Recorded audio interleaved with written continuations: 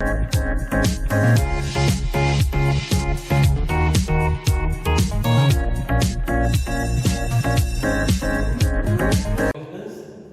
हम जो टॉपिक पढ़ने वाले हैं क्वेश्चनरी बाय इन्यूमरेटर्स।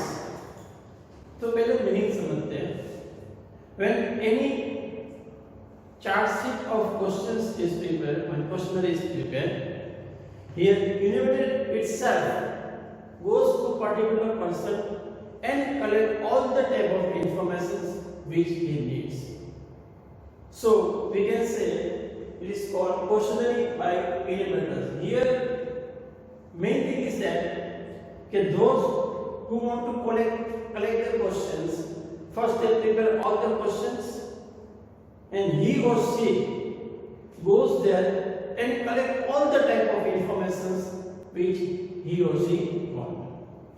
अब इसके देखते हैं advantage and disadvantage of questionnaire by enumerators. First we see advantage. First point, the complete, correct and more relevant information can be obtained by selecting proper enumerators. By this technique you can collect complete, correct and more relevant information. कब? जब जिस बंदे को हम select करते हैं post of enumerator, he should be valid. अगर वो बंदा प्रॉपर हमने सिलेक्ट किया है तो तीन एडवांटेज मिलेंगे। We can get complete informations, correct informations and more relevant, जिसपे आप ट्रस्ट करके बिजनेस के कोई इंपॉर्टेंट निर्णय आराम से कर पाओगे। Is it clear? So next point number 2, enumerators can get proper information by giving proper explanations to the respondent who are illiterate or not cooperative. जब हम जिससे इंफॉर्मेशन कलेक्ट कर रहे हैं और वो व्यक्ति इलिटरेट है, अनपढ़ है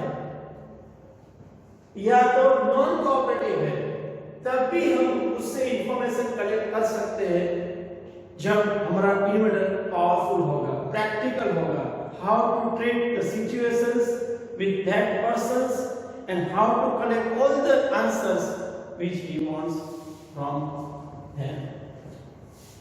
Third point, in this method there is no problem of loss of questionnaire or incomplete answers to the questions. When you are going personally to that proper place, particular place, and collect the information, means there is no chance to get incomplete answers or blank your questions in your sheet. Because when you personally visit, obviously you always try to collect complete information and you will not leave any questions without answers from that person. So that is a good point. It's an advantage for the enumerators. Fourth point, the information obtained is more reliable. जो भी information हम यहाँ obtain करेंगे वो क्या होगी? More reliable, क्योंकि ये इंफॉर्मेशन खुद आपने कलेक्ट की है, तब आप उस पर ट्रस्ट कर सकते हो और जब ट्रस्ट कर सकते हो तो उसके द्वारा आप बिजनेस के कोई इंपॉर्टेंट डिसीजंस आराम से ले सकते हो। Now we discuss the disadvantage and the drawbacks of the questionnaire by enumerators. There are 5 drawbacks. We discuss first one. Sometimes it is quite difficult to get expert enumerators in sufficient numbers. जब आपको कोई huge data collect करना है और आपको ऐसा example 50% की आवश्यकता है as a enumerators to collect all the information from the different parts of the country, और आपके पास सिर्फ 20, 30 या 40 ही बंदे हैं, तो जो शॉर्टेज हो रही है जिसके हिसाब से आप पूरी इंफॉर्मेशन लिमिटेड टाइम में कलेक्ट नहीं कर पाओगे, because you need an expert person as an enumerators which helps you to get right information at right time in proper way. So the main drawbacks for this purpose. Second, it becomes unsuitable when the respondents are spread over a wide area, because you are visiting place to place. अब जब चार दिशा में हर जगह अगर customer spread हो जाएंगे, respondent spread हो जाएंगे, तो आपको चारों दिशा में जाना one information is this, one information here, one this and one this side. So it consumes lot of your time, energy and money, and at last you get information which is very expensive for your business. तो जब wide area होगा तो इस method के द्वारा हम informations collect नहीं कर सकते, क्योंकि वो एक्सपेंसिव हो जाती है, टाइम कंज्यूमिंग हो जाती है, and too much energy is required which we cannot afford at every time in the business. Point 3, sometimes it becomes difficult to finish the inquiry within the stipulated time. अब कई बार ऐसा होता है जो हमें जानकारी कलेक्ट करनी है वो प्रिस्क्राइब टाइम में चाहिए, या 1 मंथ में चाहिए, या 10 डेज में चाहिए, या 6 मंथ में चाहिए. And when you apply this technique in order by personally, तो हर बंदा हर जगह पे इंफॉर्मेशंस कलेक्ट कर रहा है तो it needs lot of time. तो हो सकता है प्रिस्क्राइब टाइम में हम वो इंफॉर्मेशंस कलेक्ट न कर पाए, तब वो इंफॉर्मेशंस हमारे लिए यूजलेस हो जाती है. So it is a great disadvantage for this pattern. Point number 4. It is very difficult task to train the untrained innovators for the inquiry. आप जानते हो हर एक इंसान लाइफ में यूनिक होता है, हर एक का ब्रेन अलग होता है, चाहे दो ट्विंस ब्रदर ही क्यों ना हो तभी उसकी सोच अलग होती है. तो आपको जो ट्रेन बंदे चाहिए which helps you to get information from the public, तो हर एक को ट्रेन करना पड़ेगा. जो अनट्रेन है उसे ट्रेन करने में कितनी सारी परेशानियां होती, क्योंकि हमारे पास उसके लिए टाइम निकालना पड़ता है, उसको पे करना पड़ता है, एनर्जी लगती है, तब जाके वो बंदा ट्रेन होता है according to your level, and then he is called an innovator and he can go to different place to collect information for you. So it's a very difficult task to train the untrained persons for your informations. फिर भी हमें वो करना पड़ता है क्योंकि हमें informations right time, right place and right इंसान के द्वारा कलेक्ट करनी है. Next, last point. Due to the large number of innovators, the remunerations paid to innovators increase the total cost of inquiry. One word comes remunerations. It's an accounting word, and what we pay to person for the work, some salary कहते हैं, wages कहते हैं, उसी प्रकार इसे कहते हैं remunerations. तो ये पॉइंट क्या बता रहा है, जब हमने बिजनेस में लार्ज नंबर ऑफ इनोवेटर्स रखे हैं तो हर एक को पे करना पड़ेगा उसके वर्क के हिसाब से. तो it increase your total cost of information. जब हमारी कॉस्ट बियॉन्ड लिमिट बढ़ जाएगी तो हो सकता है हर एक कंपनी, हर एक फर्म उतना एफोर्ड या बियर ना कर पाए. तो हो सकता है वो एफोर्ड करना चाहे तो आगे वो लॉस में चली जाएगी. अगर वो इंफॉर्मेशन नहीं कलेक्ट करते तो विदाउट दैट इंफॉर्मेशन और incomplete information also makes company. तो ये एक बड़ी विकट समस्या होती है बिजनेस में कि जब हम ज्यादा यूजर्स रखते हैं तो सबको ज्यादा पे करना पड़ेगा, और अगर वो हम बियर नहीं कर पाए तो क्या होगा. So it is called the disadvantage of questionnaire buying users. इस प्रकार से हमने एडवांटेज एंड डिसएडवांटेज देखे for the cost of questionnaire buying users. Okay, thank you. अब हम जो टॉपिक पढ़ने वाला है precautions while using secondary data. Secondary data क्या होता है हम आगे पढ़ चुके हैं आगे के लेक्चर में. अब हम देखते हैं प्रिकॉशंस जब हम प्राइमरी डेटा यूज करते हैं उसी प्रकार हम सेकेंडरी डेटा यूज करते हैं. Data which is collected by the third person is known as secondary data. अब ये डेटा हम बिजनेस से यूज करेंगे तो उसके लिए क्या प्रिकॉशंस लेने चाहिए. What the care should be taken before using any data, otherwise it makes a great problem in the business.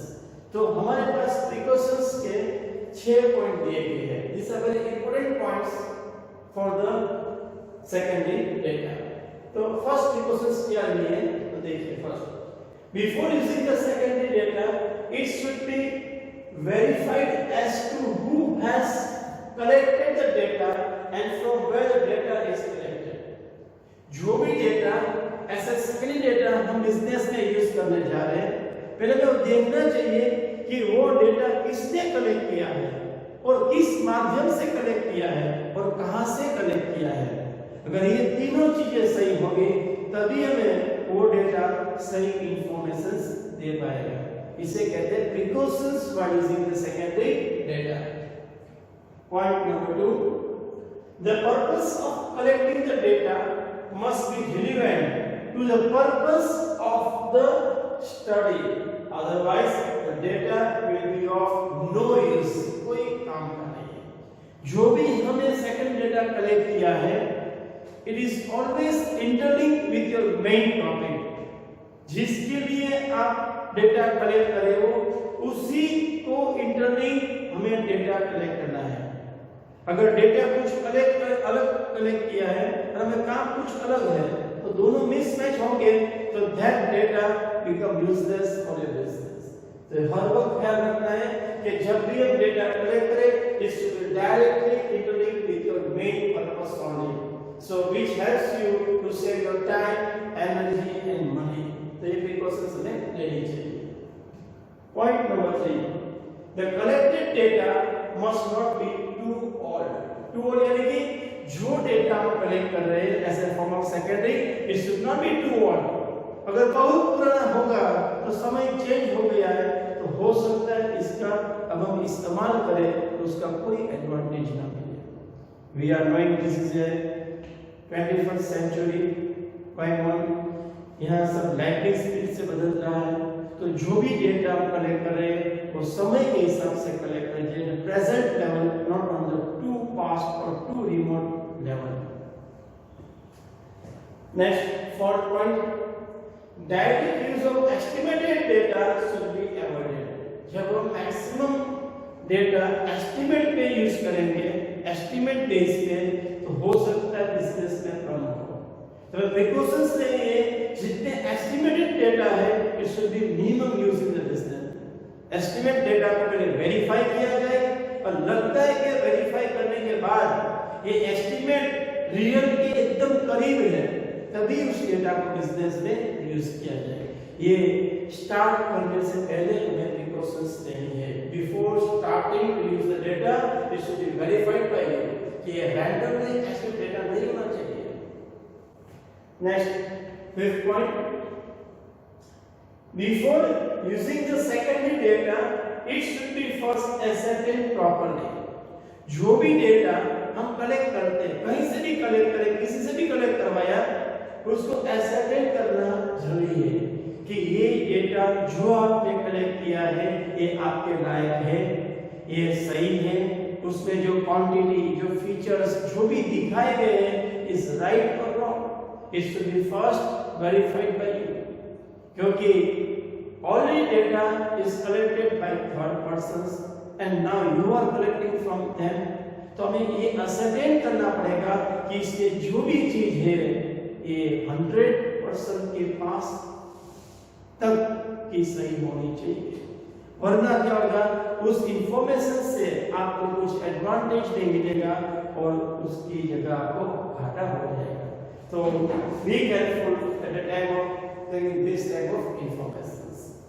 And last point, precautions के लिए, the method of collections of the data should be known so that the investigators become familiar with its advantage and disadvantage। जो भी data हम collect करें तो उसको भी ना वाकिफ करो इन्वेस्टिगेटर्स को कि हम किसके लिए कर रहे हैं डेटा कलेक्ट, जिसके कारण उसे मालूम पड़े कितने इसके एडवांटेज है, कितने इसके डिसएडवांटेज है। जहां तक उसको मालूम नहीं होगा तो हो सकता है अगर ये डेटा तुम्हें गलत मिले, तो always inform to investigators advantage and disadvantage of the collection of data, तभी आपको वो सही जानकारी मिलने के चांस ज्यादा रहेंगे। This are called the 6 precautions for using the secondary data। Here your chapter is over. Thank you.